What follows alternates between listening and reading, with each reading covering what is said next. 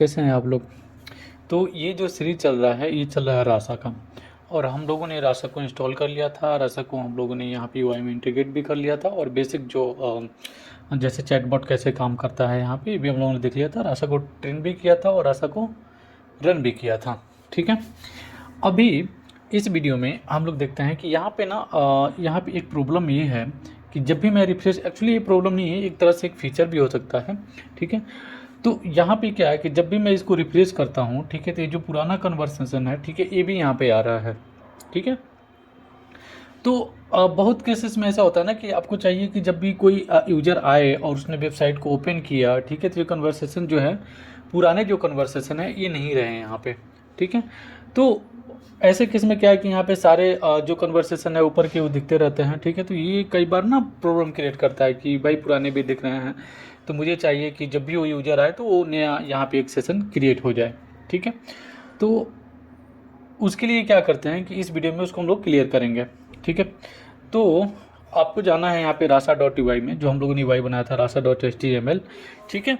यहाँ पे जाना है और यहाँ पे जाने के बाद आप देखेंगे कि ये जो कोड लिखा है हम लोगों ने, ये लिखा है जावास्क्रिप्ट में। ठीक है। इस सारे कोड को हम लोगों ने लिखा है जावास्क्रिप्ट में।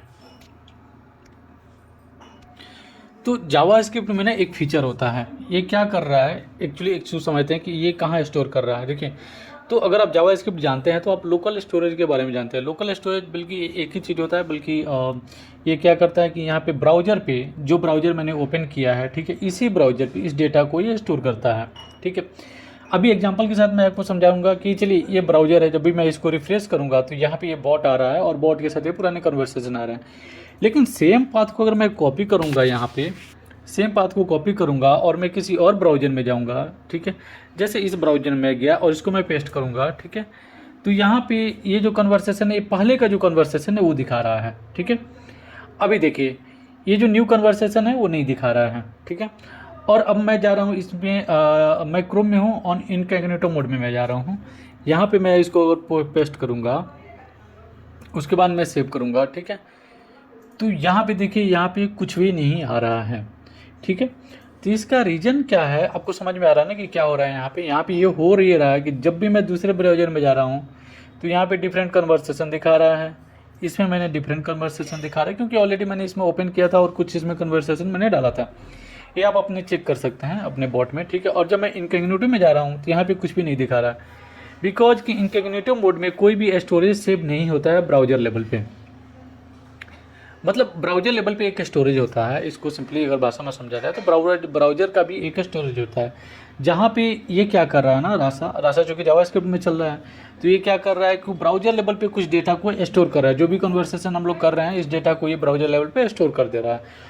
और जब भी उस पर आप ओपन करेंगे ब्राउज़र में, तो ब्राउज़र में तो ऑलरेडी डेटा सेव है, उस डेटा को ये दिखा दे रहा है। अभी देखिए, जैसे मैं इसको अगर मैं लिखूँगा यहाँ पे हेलो, ओके, उसके बाद इसने बॉट दे दिया हाय हाउ आर यू, और जब भी मैं इसको रिफ्रेश करूँगा अभी यही चीज़ यहाँ पे ये दिखाएगा हमेशा। ठीक है। तो ये जो है ना, ये एक प्रॉब्लमेटिक क्रिएट कर सकता है। तो इसको अभी हम लोग समझते हैं कि अभी इसको क्लियर कैसे करेंगे। जब भी मैं इसको रिफ्रेश करूँगा तो इसको हम लोग क्लियर कैसे कर सकते हैं। ठीक है। तो क्लियर करने के लिए ना आपको क्या करना है, यहाँ पे जावास्क्रिप्ट में जाना है। अभी आपको एक चीज़ तो समझ में आ गया कि ये जो स्टोर कर रहा है ये जावास्क्रिप्ट में कर रहा है।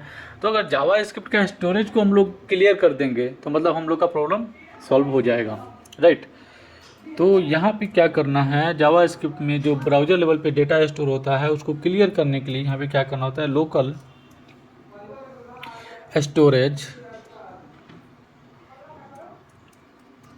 Storage dot clear. सिंपल एक लाइन आपने लिखा और ये क्लियर हो जाएगा। तो यहाँ पे क्या करना है, लोकल स्टोरेज, एस जो है वो कैपिटल होगा, ठीक है, बाकी सब स्मॉल होगा। मैं इसको सेव करता हूँ और अब मैं जाता हूँ यहाँ पे सबसे पहले अपने क्रोम में और इसको मैं रिफ्रेश करता हूँ। ठीक है। अब मैं क्लिक करता हूँ तो आपने देखा यहाँ पे ये जो है बॉट क्लियर हो चुका है। अब मैं जाता हूँ दूसरे ब्राउज़र में, यहाँ पे भी सेव था। ठीक है। अभी मैं इसको भी रिफ्रेश करता हूँ। ठीक है। यहाँ भी जो है अभी ये क्लियर हो चुका है। अब ये क्लियर हो गया, अगेन जो मेरा बॉट है वो नया से स्टार्ट हो गया। अभी मैं क्या करता हूँ, यहाँ पे लिखता हूँ हेलो। ठीक है। बॉट ने रिस्पॉन्स दे हे हाउ आर यू। अगर मैं इसको रिफ्रेश करूँगा डेटा क्लियर हो जाएगा, फिर से ये रिफ्रेश होकर आ जाएगा, फिर मैं लिखता हूँ यहाँ पे हेलो, फिर ये लिखेगा हे हाउ आर यू। ठीक है, इसका मतलब आप समझ रहे हैं क्या हो रहा है यहाँ पे। इसका मतलब ये हो रहा है ना कि जब भी मैं इस पेज को रन कर रहा हूँ, चूँकि मैंने रन किसको किया है, rasa.html को, और जब भी मैं रन कर रहा हूँ तो ये चलने के बाद पुराने कन्वर्सेशन को डिलीट कर दे रहा है। ठीक है, जैसे इसको मैं रन कर रहा हूँ तो ये कोड भी रन हो रहा है। ठीक है, बॉट के बाद ये रन हो रहा है और पुराना जो कन्वर्सेशन है सारे को इसने डिलीट कर दिया। अभी मैं इसको लिखा हूँ, मैं इसको स्टोर कर दिया। जब मैं इसको रिफ्रेश करूँगा, मतलब कि ये index.rasa.html को मैं रिफ्रेश कर रहा हूँ, तो जब मैं रिफ्रेश करूँगा तो ये सारे कोड तो रन होंगे ना। तो जब ये सारे कोड रन होंगे तो ये क्लियर कर देगा इसको। ठीक है, तो आई होप कि आपको ये समझ में आया कि जो पुराने कन्वर्सेशन है रासा में, इसको हम लोग डिलीट कैसे कर सकते हैं। ठीक है, तो इस वीडियो में इतना ही, मिलते हैं नेक्स्ट वीडियो में, तब तक के लिए टेक केयर, बाय। अगर वीडियो अच्छा लगा तो प्लीज़ चैनल को सब्सक्राइब करिएगा और वीडियो को लाइक करिएगा। कुछ और इसमें क्यूरी है, डाउट है तो नीचे कमेंट करके हमको ज़रूर बताइएगा। Thanks for watching this video.